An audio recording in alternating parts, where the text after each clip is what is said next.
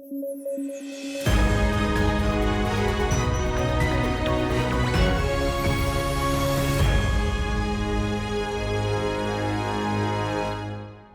News at 9 programme में आपका स्वागत है। मैं हूं अमृत उपाध्याय। आइए जल्दी से देखें आज के हेडलाइंस। अमेरिका ने पाकिस्तान को दिया झटका, बैलिस्टिक मिसाइल प्रोग्राम पर लगाया प्रतिबंध, सामूहिक विनाश के हथियारों के प्रसार में संलिप्त होने का आरोप। पहली बार की गई गंगा नदी डॉल्फिन की सैटेलाइट टैगिंग, डॉल्फिन के मौसमी और प्रवासी पैटर्न को समझने में मिलेगी मदद। भारत का राष्ट्रीय जलीय पशु है गंगा नदी डॉल्फिन। और पवित्र उपवनों को संरक्षित करने का सुप्रीम कोर्ट ने दिया आदेश, वन्य जीव संरक्षण अधिनियम 1972 के अंतर्गत किया जाएगा शामिल। राजस्थान की स्थानीय संस्कृतियों में है इसका खासा महत्व। आइए शुरू करें। पड़ोसी देश पाकिस्तान को अमेरिका से झटका लगा है। दरअसल अमेरिका ने पाकिस्तान के बैलिस्टिक मिसाइल प्रोग्राम पर प्रतिबंध लगा दिया है। पाकिस्तान के लंबी दूरी के बैलिस्टिक मिसाइल कार्यक्रम से संबंधित 4 संस्थाओं पर प्रतिबंध लगाया गया है। इन पर आरोप है कि ये संस्थाएं सामूहिक विनाश के हथियारों का प्रसार करने वाली हैं। प्रसार में ऐसी वस्तुओं का निर्माण, अधिग्रहण, कब्जा, विकास, परिवहन, हस्तांतरण या इस्तेमाल करने की किसी भी प्रकार की कोशिश को शामिल किया गया है। प्रतिबंधों में एक सरकारी कंपनी नेशनल डेवलपमेंट कॉम्प्लेक्स के साथ साथ कराची स्थित 3 निजी कंपनियां शामिल हैं।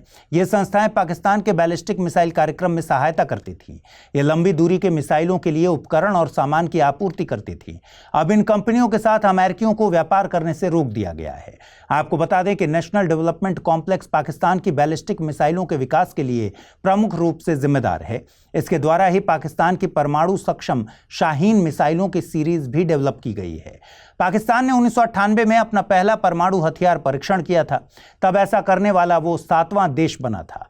अन्य 6 देशों में P5 समूह के 5 देश चीन, फ्रांस, रूस, यूनाइटेड किंगडम और संयुक्त राज्य अमेरिका, उसके बाद भारत शामिल थे। पाकिस्तान ने परमाणु अप्रसार संधि पर हस्ताक्षर करने से भी इनकार कर दिया है। परमाणु अप्रसार संधि परमाणु हथियारों के बढ़ावे को रोकने के लिए डिजाइन की गई एक अंतर्राष्ट्रीय संधि है। रक्षा जानकारों का अनुमान है कि वर्तमान में पाकिस्तान के पास लगभग 170 परमाणु वॉरहेड हैं। पर्यावरण जगत से एक अच्छी खबर आ रही है। दरअसल असम में पहली बार प्रोजेक्ट डॉल्फिन के तहत गंगा नदी डॉल्फिन की सैटेलाइट टैगिंग की गई है। इसे पर्यावरण, वन एवं जलवायु परिवर्तन मंत्रालय के तहत भारतीय वन्य जीव संस्थान द्वारा असम वन विभाग और जैव विविधता संरक्षण समूह अरण्यक के सहयोग से लागू किया गया। इसका मकसद गंगा नदी डॉल्फिन के निवास स्थान की जरूरतों, आवाजाही के पैटर्न या घर व सीमा की जानकारी की कमी को दूर करना है। टैगिंग डॉल्फिन्स की पहचान करने का एक अहम तरीका है। यह डॉल्फिन्स के लोकेशन से जुड़ी जानकारी हासिल करने में मदद करेगा। इसके तहत टैगिंग का पहला काम एक स्वस्थ नर डॉल्फिन पर किया गया। टैगिंग का सबसे बड़ा फायदा होगा कि इससे डॉल्फिन के मौसमी और प्रवासी पैटर्न, सीमा, फैलाव और आवास इस्तेमाल को समझने में मदद मिलेगी। खासकर ऐसी जगहों पर जहां इंसानी गतिविधियों द्वारा नदी के पैटर्न में बदलाव आ गया है और इससे प्रजातियों की आवाजाही बाधित होने लगी है। गंगा नदी डॉल्फिन भारत का राष्ट्रीय जलीय जीव है। इसका वैज्ञानिक नाम प्लैटिनिस्टा गैंगेटिका है। इसे IUCN द्वारा एंडेंजर्ड कैटेगरी में रखा गया है। यह आंशिक तौर पर दृष्टिहीन होता है। यह अपनी जरूरतों को पूरा करने के लिए इको लोकेशन पर निर्भर है। यह अपने अजीबोगरीब व्यवहार के कारण भी फेमस है। एक समय में केवल 5 से 30 सेकंड के लिए यह सतह पर आता है। इसका नुकसान यह होता है कि इनकी पारिस्थितिक जरूरतों को समझने और उसके जीवन की सुरक्षा और संरक्षण के उपायों को करने के लिए चुनौती हो जाती है। एक अनुमान के मुताबिक इस प्रजाति की लगभग 90% आबादी भारत में ही पाई जाती है। यह गंगा, ब्रह्मपुत्र, मेघना और कर्णफुली नदी प्रणाली में फैली हुई है। हालांकि पिछले 100 सालों में इसकी आबादी में भारी गिरावट भी देखी गई। प्रोजेक्ट डॉल्फिन भारत सरकार की एक लॉन्ग टर्म संरक्षण परियोजना है जिसका मकसद नदी और महासागरीय डॉल्फिनों का संरक्षण करना है। इसका ऐलान प्रधानमंत्री नरेंद्र मोदी ने 15 अगस्त 2020 को किया था। पर्यावरण, वन और जलवायु परिवर्तन मंत्रालय को इस परियोजना के लिए नोडल मंत्रालय बनाया गया है। प्रोजेक्ट डॉल्फिन पर UPSC द्वारा 2020 के प्रीलिम्स में सवाल भी पूछा जा चुका है। सवाल था, प्रोजेक्ट डॉल्फिन के संदर्भ में निम्नलिखित में से कौन सा या से कथन सही है या है? इसका उद्देश्य केवल गंगा डॉल्फिन का संरक्षण करना है। यह पर्यावरण, वन और जलवायु परिवर्तन मंत्रालय के अंतर्गत एक परियोजना है। कूट के जरिए सही उत्तर देना था, केवल 1, केवल 2, 1 और 2 दोनों, न तो 1 नहीं 2। इसका सही उत्तर है ऑप्शन बी, केवल 2। यानी यह पर्यावरण, वन और जलवायु परिवर्तन मंत्रालय के अंतर्गत एक परियोजना है। प्रोजेक्ट डॉल्फिन का उद्देश्य भारत में नदी और समुद्री डॉल्फिन दोनों का संरक्षण करना है, न कि केवल गंगा नदी डॉल्फिन का। क्या आपके मन में कंफ्यूजन है कि आईएएस प्रिपरेशन को कैसे डेस्टिनेशन तक पहुंचाएं? तो जुड़िए UPSC IAS prelims to interview यानी P2I बैच से, जिसमें आपके हर प्रॉब्लम का सॉल्यूशन है मौजूद। आप गांव में हैं या शहर में, कोई टेंशन नहीं, क्योंकि इस बैच में आपको मिलेंगी 1000+ आवर्स की लाइव ऑनलाइन कक्षाएं। और आपको पढ़ते समय कोई कॉन्सेप्ट समझ नहीं आ रहा तो भी कोई बात नहीं, मेंटोरशिप प्रोग्राम का लाभ उठाइए और अपने मेंटोर से अपनी उलझन का समाधान पाइए। क्या मैं तैयार हूं? यदि इस सवाल का नहीं मिल रहा जवाब तो टेस्ट सीरीज का मिलेगा फायदा। हर एक टेस्ट से तैयार होगा आपकी सफलता का ब्रिज। ऐसे और भी कई फीचर्स हैं इस कोर्स में जिससे आपको हासिल होगी जीएस में महारत। सो जस्ट गो अहेड, आज ही जुड़िए हमसे, अमृत लाइव कोड का यूज कीजिए और एडमिशन लीजिए, करिए अपने सपने को साकार। अभी हाल ही में सुप्रीम कोर्ट ने राजस्थान के पिपलांत्री मॉडल की सराहना की है। कोर्ट ने राजस्थान सरकार को सभी जिलों में पवित्र उपवनों का सर्वेक्षण पूरा कर उन्हें अधिसूचित करने का निर्देश दिया है। साथ ही राज्य वन विभाग से जमीनी और सैटेलाइट की मदद से सर्वेक्षण करके हर पवित्र उपवन की मैपिंग कर उन्हें वन क्षेत्र के रूप में वर्गीकृत करने का निर्देश दिया है। केंद्रीय अधिकार प्राप्त समिति की जून 2005 में प्रकाशित रिपोर्ट में भी इस तरह की सिफारिश की गई थी, मगर इसे अभी तक अमल में नहीं लाया जा सका है। अब कोर्ट ने वनों के आकार या विस्तार के आधार पर नहीं, बल्कि उनके उद्देश्य और स्थानीय समुदाय के लिए उनके सांस्कृतिक और पारिस्थितिक महत्व के मुताबिक वर्गीकृत करने को कहा है। इसके लिए पर्यावरण, वन और जलवायु परिवर्तन मंत्रालय और राजस्थान वन विभाग को एक 5 सदस्यीय समिति बनाने का भी आदेश दिया गया है। इस समिति की अध्यक्षता हाई कोर्ट के रिटायर्ड जज करेंगे। समिति में वन विभाग के सीनियर अधिकारी और स्पेशलिस्ट को शामिल किया जाएगा। इसके तहत एक स्पेशलिस्ट, रिटायर्ड मुख्य वन संरक्षण, पर्यावरण मंत्रालय के वरिष्ठ अधिकारी और राजस्थान के वन तथा राजस्व विभागों से एक वरिष्ठ अधिकारी को शामिल किया जाएगा। समिति के नियमों और शर्तों को केंद्र और राजस्थान सरकार द्वारा साझे तौर पर अपनाया जाएगा।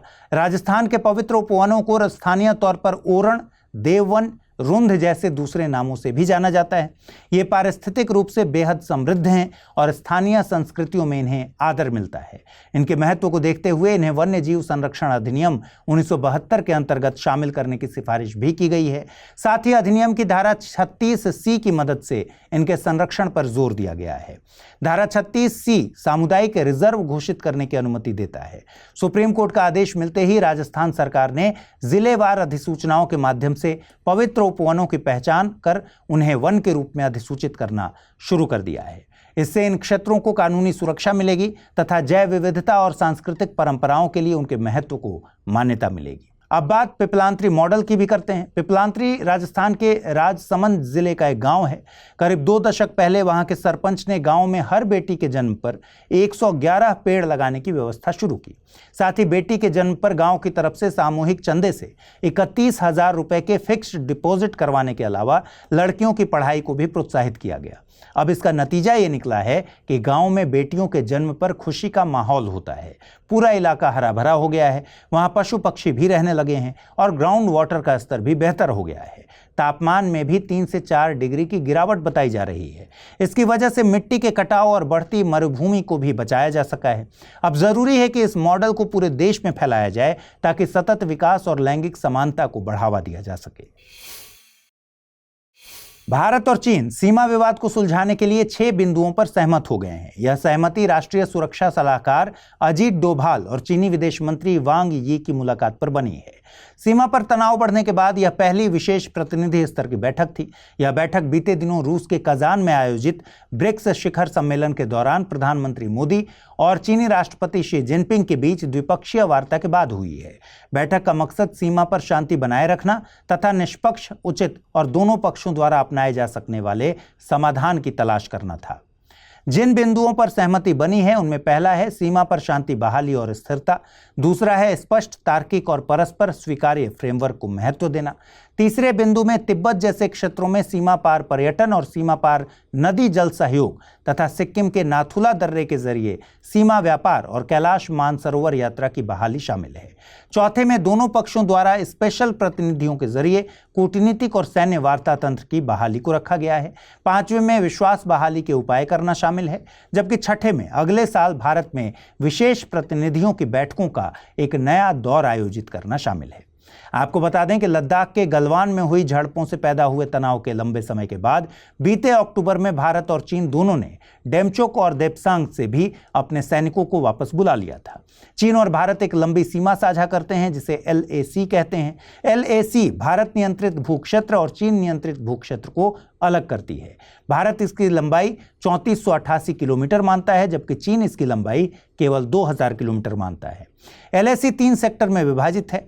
पश्चिम में लद्दाख, मध्य में हिमाचल प्रदेश और उत्तराखंड तथा पूर्व में सिक्किम और अरुणाचल प्रदेश। पूर्व में यह करीब करीब मैकमोहन लाइन के समानांतर फैली हुई है, जहां छिटपुट सीमाई विवाद हैं। सबसे बड़ा विवाद है पश्चिमी सेक्टर में। वर्तमान में यही दोनों देशों के बीच की वास्तविक सीमा है। इस पर सालों से विवाद कायम है। आज तक इसे पूरी तरह से सुलझाया नहीं जा सका है। आइए देखते हैं आज का टर्म ऑफ द डे। आज का टर्म ऑफ द डे है अर्घट। अर्घट को अर्घट्टम भी कहा जाता है। यह एक प्राचीन और मध्यकालीन भारतीय मशीन है जिसका इस्तेमाल सिंचाई और पानी खींचने के लिए किया जाता था। इसे बैल, ऊंट या फिर इंसान के द्वारा चलाया जाता था। अर्घट में एक बड़े पहिए से जुड़ी घुमावदार बाल्टियां या घड़े लगे होते थे जो पानी को कुएं, नदी या तालाब से खींचकर खेतों तक पहुंचाते थे। यह उपकरण मुख्यतः भारत और दक्षिण एशिया के बाकी हिस्सों में प्रचलित था। अर्घट को जल प्रबंधन और टिकाऊ कृषि का एक बेहतरीन उदाहरण माना जाता है। आधुनिक काल में भी ग्रामीण और पारंपरिक क्षेत्रों में इसका इस्तेमाल होता है, खासकर ऐसे क्षेत्रों में जहां बिजली और आधुनिक पंप की सुविधा नहीं पहुंच सकी है। आइए देखते हैं आज के रैपिड न्यूज में क्या है खास। इंदौर जिला प्रशासन ने 1 जनवरी 2025 से एक नया नियम लागू करने की घोषणा की है, जिसके तहत अगर कोई व्यक्ति भिखारियों को भीख देता हुआ पकड़ा जाएगा तो उसके खिलाफ FIR दर्ज होगी। पहले यह नियम केवल बाल भिखारियों के लिए था, लेकिन अब इसे बुजुर्ग भिखारियों तक बढ़ा दिया गया है।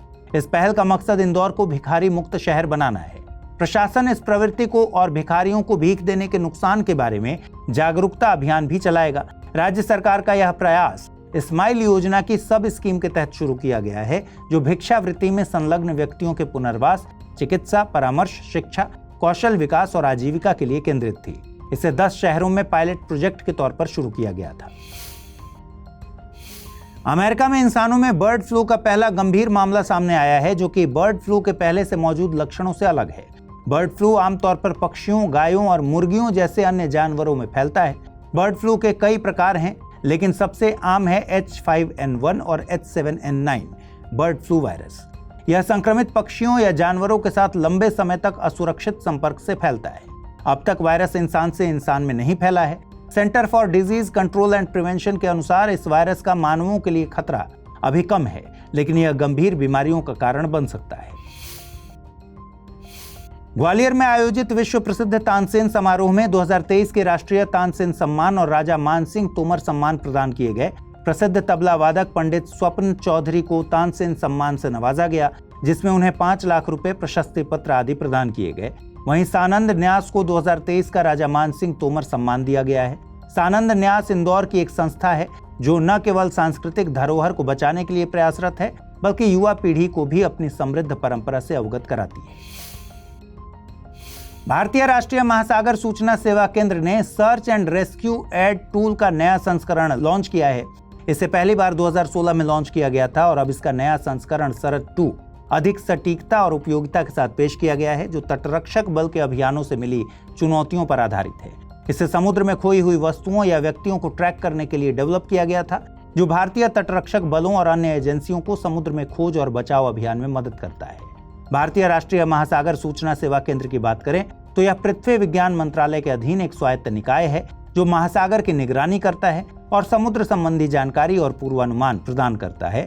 इसकी स्थापना 1999 में हुई थी। रॉटन्स फ्री टेल्ड बैट को दिल्ली विकास प्राधिकरण के यमुना बायोडायवर्सिटी पार्क में देखा गया, जो कि चमगादड़ की एक दुर्लभ प्रजाति है। इसका आकार बड़ा है, कान लंबे हैं और इसका मखमली फर 2 रंगों का है। ये गुफाओं में, गर्म और अंधेरी जगहों पर छोटे समूहों में रहते हैं। मुख्य रूप से यह भारत के वेस्टर्न घाट्स में पाए जाते हैं, जहां इनका प्रजनन स्थल भी मौजूद है।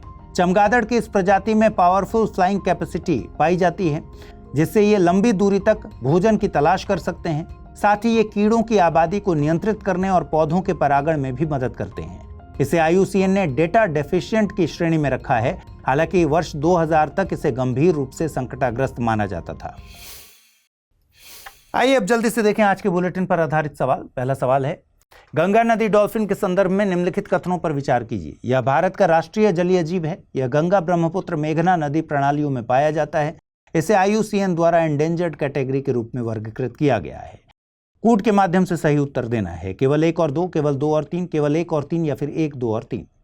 दूसरा प्रश्न है, भारतीय राष्ट्रीय महासागर सूचना सेवा केंद्र किस मंत्रालय के अधीन है? पत्तन, पोत, परिवहन और जलमार्ग मंत्रालय, पृथ्वी विज्ञान मंत्रालय, रक्षा मंत्रालय या फिर गृह मंत्रालय। आइए देखें पिछले बुलेटिन में मैंने आपसे क्या सवाल पूछे थे, उनके सही जवाब क्या हैं। पहला प्रश्न था 18 दिसंबर 2024 को मनाए गए अंतर्राष्ट्रीय प्रवासी दिवस की थीम क्या है? Honouring the contributions of migrants for the future, honouring the contributions of migrants and respecting their rights, honouring the contributions of migrants for international peace या फिर इनमें से कोई नहीं। सही जवाब है ऑप्शन बी, यानी honouring the contributions of migrants and respecting their rights. अगला प्रश्न था नमस्ते स्कीम संबंधित है रेलवे कर्मचारियों से, सीवर और सेप्टिक टैंक कर्मचारियों से, सुरक्षा कर्मचारियों से या फिर सभी तीनों। सही जवाब है सीवर और सेप्टिक टैंक कर्मचारियों से, यानी विकल्प बी। तो आज इस बुलेटिन में इतना ही। कल रात 9 बजे आपसे फिर से मुलाकात होगी। ख्याल रखिए, ठीक से पढ़ाई कीजिए। अगर आप इस बुलेटिन को PDF के जरिए पढ़ना चाहते हैं, अमृत उपाध्याय 007 टेलीग्राम चैनल है जिस पर इसकी PDF रोजाना हासिल होती है। और आज पूछे गए सवालों का जवाब भी कमेंट सेक्शन में ज़रूर दीजिएगा। नमस्कार।